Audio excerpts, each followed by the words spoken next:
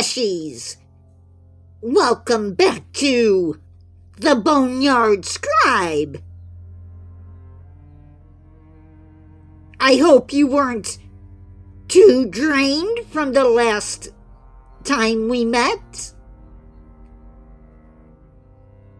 Welcome back for part 2 of Tarnished.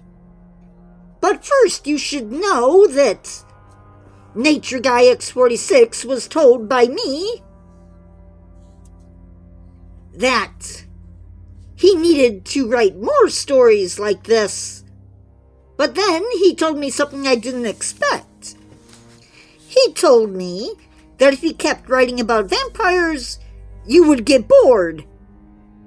And I agreed. And left him whilst he worked on another project that promises to be another fun one.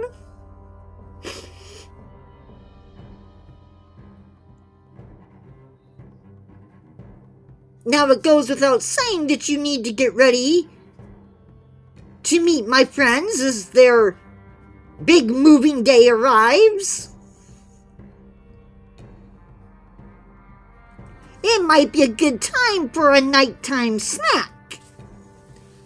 You know how it is with us dead types. We like a good, solid snack every once in a while. And I'm sure you do too, Fleshy.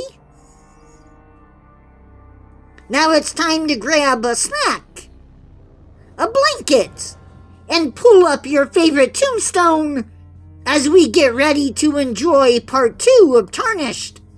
Remember, Fleshies, try not to get bit. It might leave a stain.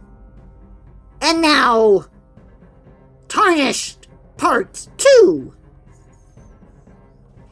It took 6 weeks for the boxes of earth to arrive at the church. The church that once served its congregation is now home to the undead.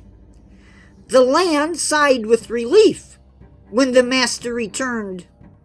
3 centuries ago saw blood spilled upon this land, which gave the master his new form.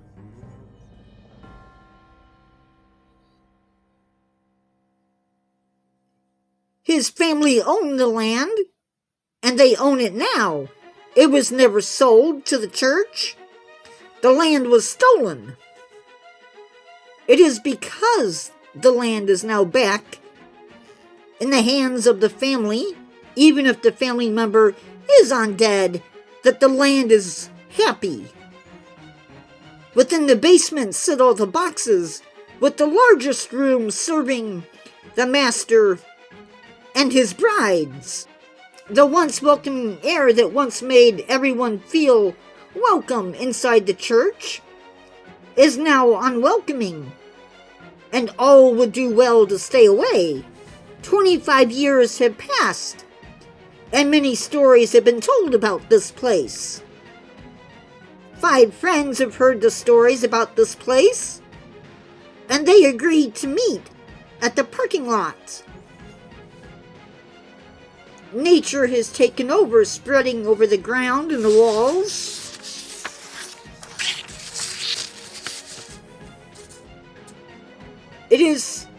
It will soon be nighttime, and that means those within the tombs will soon arise from their coffins.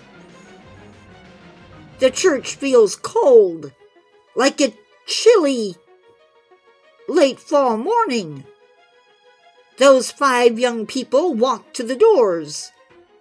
And when they tried the door, it wouldn't budge.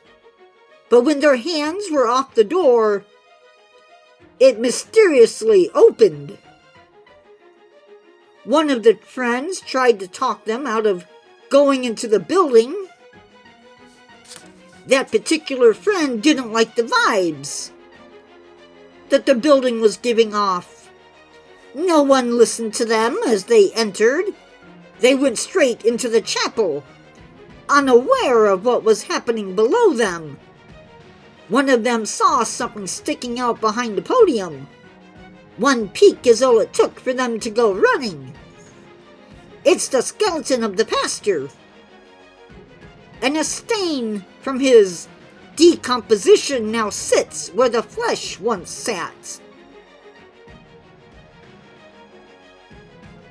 One of the guys turned around to see one of the brides standing there smiling. "Guys," he tells them to turn around. "She smiled at the trespassers. We really need to lock that door, but since you are here," she said, looking at the group. Her fangs are already showing as she went to make the kill. One of them pulled a crucifix from where it was resting. Placing it in front of her, he managed to scare her off. She ran back down into the basement, and the group ran for the doors. Before they could escape, the master appeared. "I didn't realize we had company. I guess the police aren't keeping the fools away.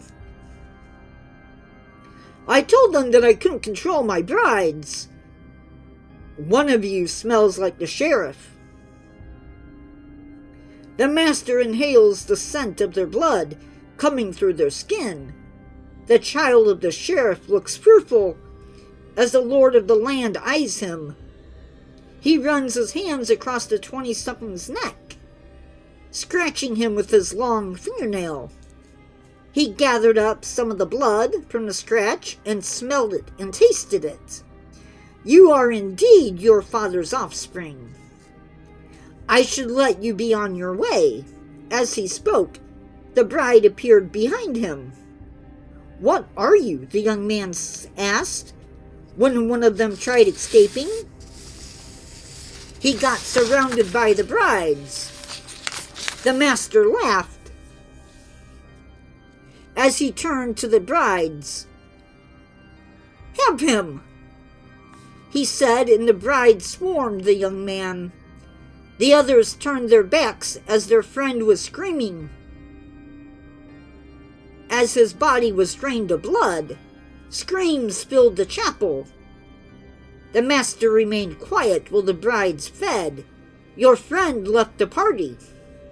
Chuckling, the master looked at his brides and then back at the others. He then smiled as he saw one of them praying. "It won't help you. Not here. Come to me." He called to the one that was praying. He had not fed yet, and he made the others watch as their friend screamed, as he too was drained of his blood. "Now you may leave," he said to the remaining 3 friends. They attempted to leave. As the survivors ran, they too were overtaken by the brides. They were taken to the floor with multiple undead beings clinging to their body. Now their essence is being drained into the mouths of the leeches. My brides decided they were still hungry, "But you can go now. You can go to the land of the dead," he says to the boys as they lay dying on the floor. He watches as they slip away. When the rest of them are gone, he turns and leaves. He returns to the basement to rest. The end. And with that, our tale of terror comes to a close. We've seen the master and his brides drain the life out of the Wilson Church, out of the Wilson Church's unwelcome guest. A truly fantastic night for them, and a grave mistake for the others.